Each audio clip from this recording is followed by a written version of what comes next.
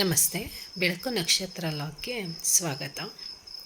ಇವತ್ತು ಮಕ್ಕಳು ಮಾಡ್ತಾಯಿರೋ ಫ್ರೈಡ್ ರೈಸ್ನ ನೋಡ್ಕೊಬರೋಣ. ಇದಕ್ಕೆ ಬೇಕಾಗಿರೋ ಸಾಮಗ್ರಿಗಳು ಈ ರೀತಿ ಇಟ್ಕೊಂಡಿದ್ದೀನಿ. ಈರುಳ್ಳಿ 2, ಕೊತ್ತಂಬರಿ ಸೊಪ್ಪು, ಬೀನೀಸ್, ದಪ್ಪಮೆಣ್ಸಿನ್ಕಾಯಿ, ಕ್ಯಾರೆಟು, ಹಸಿಮೆಣ್ಸಿನ್ಕಾಯಿ ಮತ್ತು ಶುಂಠಿ ಬೆಳ್ಳುಳ್ಳಿ ಪೇಸ್ಟ್ ಕುಟ್ಟಿಟ್ಕೊಂಡಿದ್ದೀನಿ, ಕಾಳು ಮೆಣಸು ಪೌಡರು ಮತ್ತು ಸಾಸಿವೆ, ಜೀರಿಗೆ, tomato sauce, chilli sauce, soya sauce, ಇಷ್ಟು ಸಾಮಗ್ರಿಗಳನ್ನ ಇಟ್ಕೋಬೇಕಾಗುತ್ತೆ. ನೀವು ಬಟಾಣಿ ಬೇಕು ಅಂದ್ರೂ ಹಾಕ್ಕೋಬೋದು.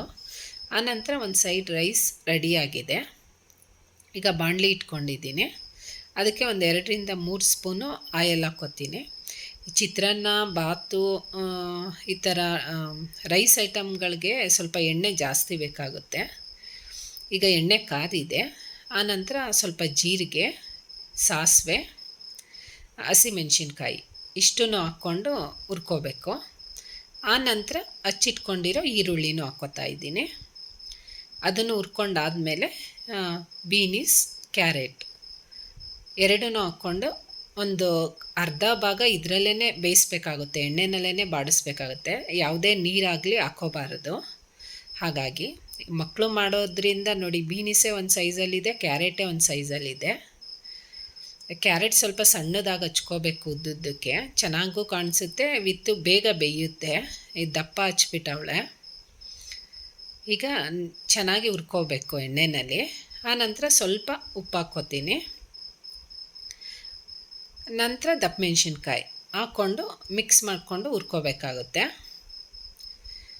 ಹುರಿದಿದ ನಂತರ ಕಾಳು ಮೆಣಸಿನ ಪೌಡರ್ ಹಾಕ್ಕೋತಾ ಇದ್ದೀನಿ. ಈ ಹಸಿಮೆಣ್ಸಿನ್ಕಾಯಿ ಖಾರಾಗಿಂತ ಕಾಳು ಮೆಣಸಿನ ಪೌಡರು ಸ್ವಲ್ಪ ಜಾಸ್ತಿ ಹಾಕ್ಕೋಬೇಕಾಗುತ್ತೆ, ಟೇಸ್ಟ್ ಚೆನ್ನಾಗಿರುತ್ತೆ. ಟೊಮೊಟೊ ಸಾಸ್ ಮತ್ತು ಚಿಲ್ಲಿ ಸಾಸ್, ಸೋಯಾ ಸಾಸ್ ಇಷ್ಟನ್ನು ಹಾಕ್ಕೊಂಡು ಮಿಕ್ಸ್ ಮಾಡ್ಕೋಬೇಕು. ಸೋಯಾ ಸಾಸ್ ಸ್ವಲ್ಪ ಜಾಸ್ತಿನೇ ಹಾಕ್ಬಿಟ್ಲು ನೋಡಿ, ಜಾಸ್ತಿ ಆಗಿಬಿಟ್ಟಿದೆ ಸೋಯಾ ಸಾಸು. ಈ ರೀತಿ ಮತ್ತೆ ಹುರ್ಕೋಬೇಕು. ಹಾಗೂ ರೇಗಿಸ್ತಾ ಇದ್ದೆ. ಬ್ಲ್ಯಾಕ್ ಫ್ರೈಡ್ ರೈಸ್ ಅಂತ ಇಡಬೇಕು ಹೆಸ್ರನ್ನ ಅಂತ. ಈಗ ಸ್ವಲ್ಪ ಕೊತ್ತಂಬರಿ ಸೊಪ್ಪು ಹಾಕ್ಕೋಬೇಕು. ಆನಂತರ ಎಲ್ಲ ಮತ್ತೆ ಒಂದ್ಸಲ ಮಿಕ್ಸ್ ಮಾಡಿಕೊಂಡು,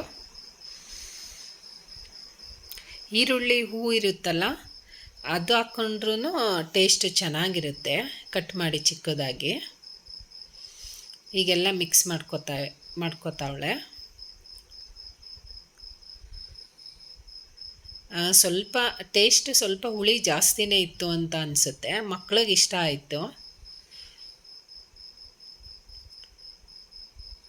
ಈ ರೀತಿ ರೆಡಿ ಮಾಡ್ಕೋಬೇಕಾಗುತ್ತೆ. ಬಟಾಣಿ ಹಾಕಿದ್ರೂ ಟೇಸ್ಟ್ ಚೆನ್ನಾಗಿರುತ್ತೆ. ಆನಂತರ ರೆಡಿಯಾಗಿರೋ ರೈಸ್ನ ಹಾಕ್ಕೋಬೇಕು. ರೈಸ್ ಸ್ವಲ್ಪ ಉಡುಡಿಯಾಗೇ ಬೇಯಿಸ್ಕೋಬೇಕಾಗುತ್ತೆ. ತೀರಾ ಮೆತ್ತಗೆ ಬೇಯಿಸ್ಬಿಟ್ರೆ ಅಷ್ಟು ಚೆನ್ನಾಗಿರೋದಿಲ್ಲ. ಈ ಚಿತ್ರಾನ್ನ, ಪುಳಿಯೋಗರೆ ಈ ಥರ ಐಟಮ್ಗಳಿಗೆ ಮತ್ತು ಈ ಫ್ರೈಡ್ ರೈಸ್ಗಳಿಗೆಲ್ಲ, ಎಗ್ ರೈಸ್ಗಳಿಗೆಲ್ಲ ಈ ರೀತಿ ಉಡುಡಿಯಾಗಿದ್ದರೆ ಚೆನ್ನಾಗಿರುತ್ತೆ. ಎಲ್ಲ ನೀಟಾಗಿ ಮಿಕ್ಸ್ ಮಾಡ್ಕೋಬೇಕು.